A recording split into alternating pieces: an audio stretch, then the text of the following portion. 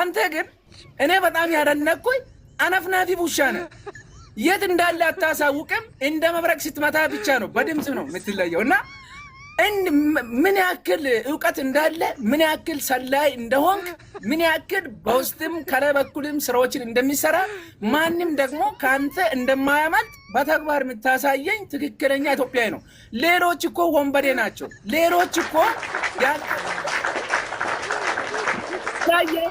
ኡቴ ወደቀ ስትል ወይኔ እኔን ብሎ እኮ ሁለት አንበሳ በሁለት አንበሳ አንቺ እያሉ የሚያወሩ ውዳቄዎች ሲበዙ፣ አንተ ግን ለህዝቡ ማነቃቂያ ሚዲያው እንዲስፋፋ ስትናገር እዚህ ጋር መጥቶ ሪፖርት ያደርጋል፣ አይቀበልህም። እና ገራሚ ነው። ብቻ ጀግና ሰው ነህ፣ ማትሸነፍ፣ ለህዋቶች ለብልጽግናዎች ማትሸነፍ።